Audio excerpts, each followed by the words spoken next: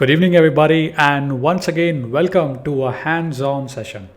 In this particular video, I would show you how to leverage Kafka Connect, read messages from the Kafka topic, and write data into Iceberg V3 into variant.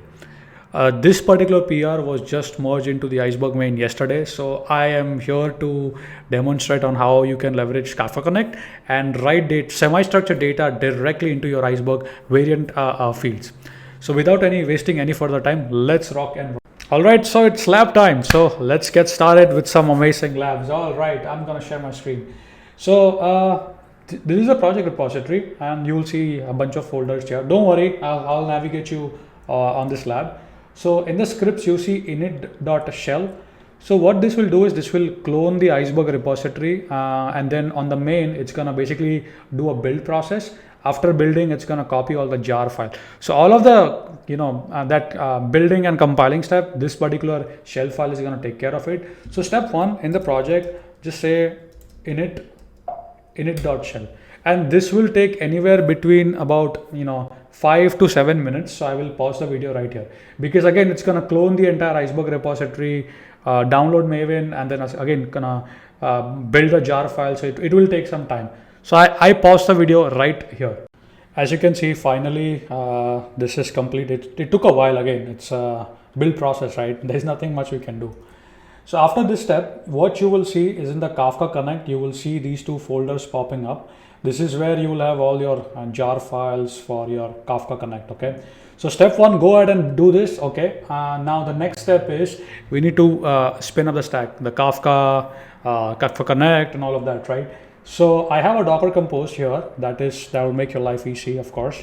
So what you want to do is come to your terminal and Docker compose up hyphen build -d stands for detach. So all my containers are now up and running, and I can open up Chrome, and let's head over to localhost 8080. You will see a local over here. Topics, there are no topics here right now, so we're gonna publish some messages now. So step one, go ahead, create the Kafka Connect jar files. Step two, spin up the entire stack. Step three, we're gonna publish some messages into a Kafka topic, and then we'll learn to ingest. So now we are on the next part, okay? So I think I have the command on the README file. Again, everything is mentioned, so if you just follow that, that should be also fine. So now what I will do, guys, is I'm gonna copy this, and let me see if I have my Docker. Okay, so you can see containers, right? And you will see Python container exec. I'm just gonna run this multiple times. What this will do is it will create a Kafka topic called orders.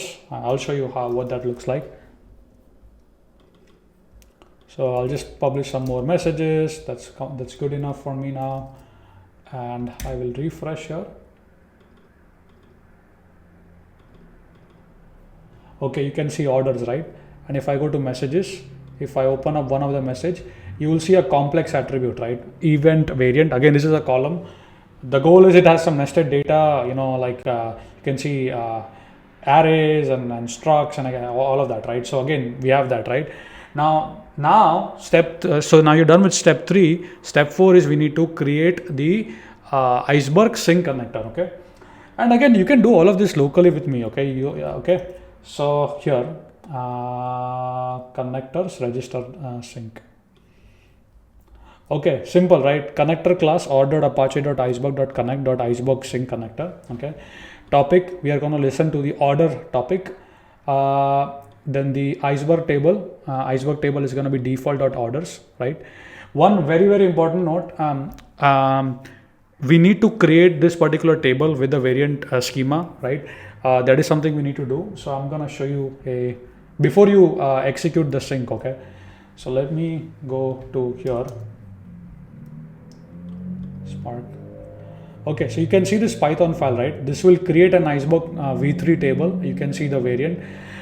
So you have to create this table prior to creating your sync. That is something I found, right?